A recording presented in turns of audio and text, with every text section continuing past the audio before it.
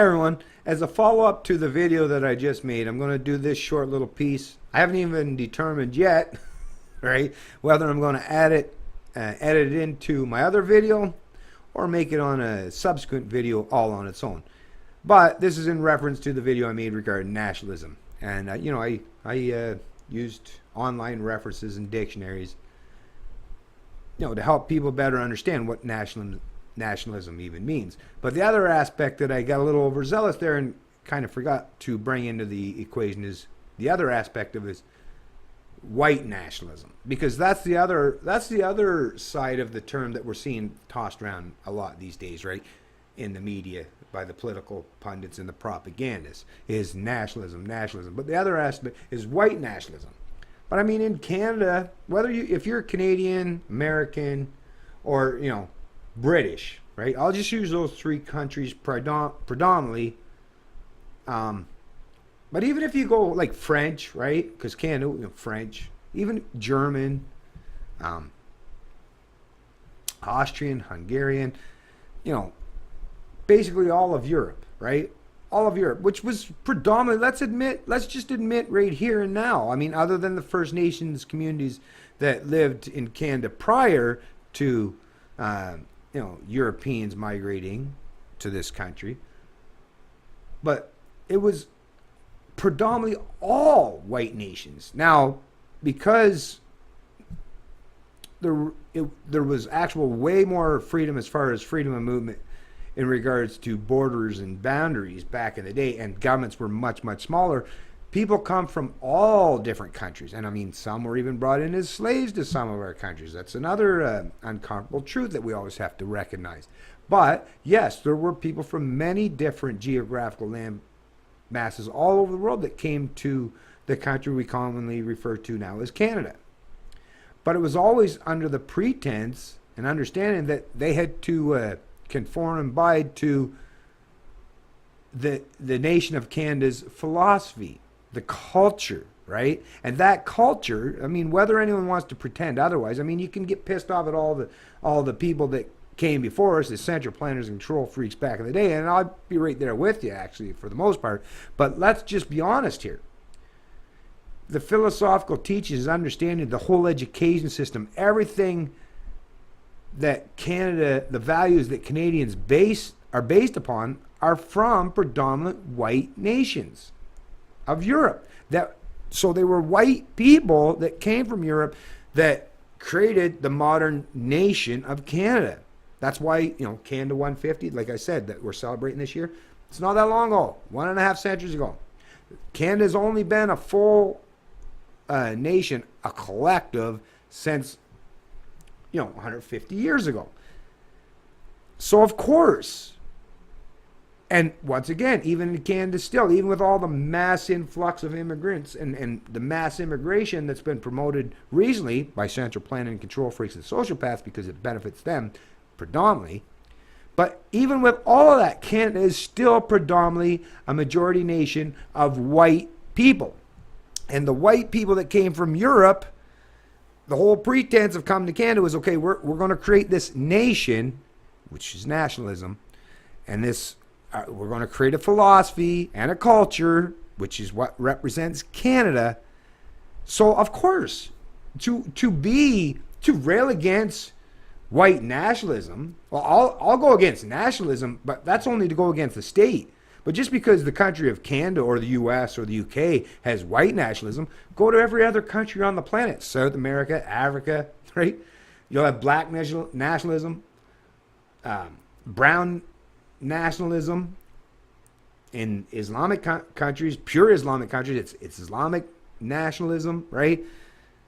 I mean, every country you go to that's a country, because as far as I know, there's no major land masses that aren't considered a country, a nation on this entire planet, the planet Earth. So they're all nations. So of course, all nations are going to have their own culture, their own philosophy, their own premises, their own economic bullshit, right? But it's all going to be built on that nation.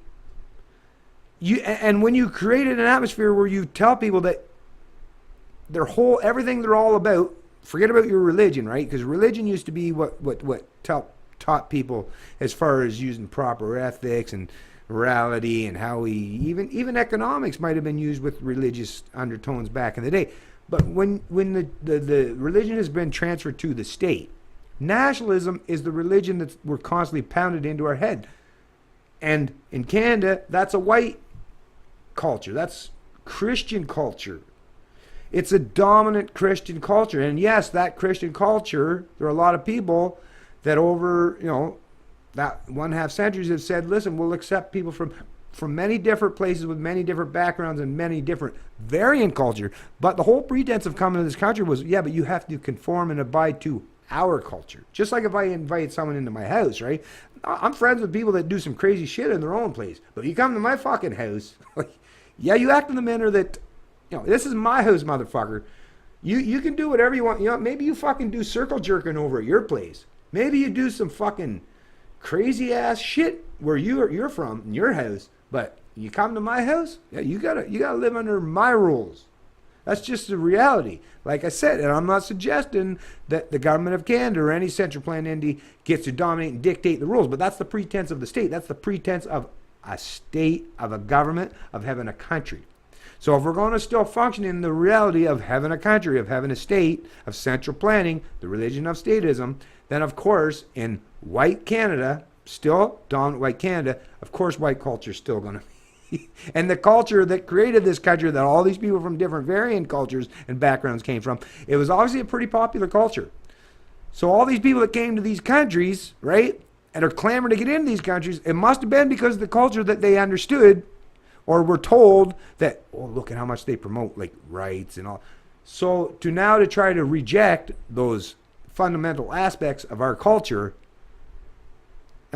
as a means to suppress and deny the Canadian people's ability to stand up and speak out against all this massive immigration. Like I say, it's just it's vile, it's despicable, and it's something that all Canadians, and don't feel guilty for it, don't feel guilty for just, work towards using proper things, like become more aligned and talk and converse with people like myself, because we're all still trying to function as, how can we be, I don't want to be a nationalist either, but how can we function? How can we present narratives and stories and philosophy and teachings in a way that benefits everybody properly? Not picking winners and losers all the time. We got to be sensible and use common sense, logic, and reason, and of course a little compassion. Compassion comes in handy. You can't reject compassion, because then you end up in situations like, fascist Italy, or Nazism, National Socialist Germany, or Stalinism, communism. You have to keep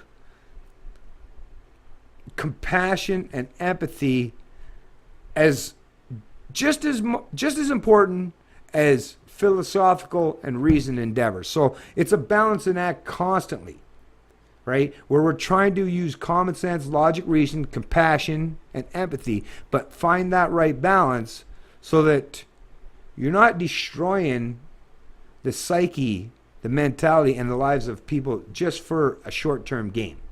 That's really what it comes down to. And that's the most important thing I think we can start to talk about. And, we don't get into the full-on nationalist bullshit where look like a religious zealot, right? We can still function within that realm. I'm showing it all the time, that you can still function in the realm without being dogmatic in any particular ideology that's entrenched, that has no basis of reality, that is not fair and equitable to people. And I mean properly fair and equitable, not wealth redistribution fair and equity, not using force and coercion as proper equity. I mean just equal of opportunity, right? That's what we're really based, everything that comes down.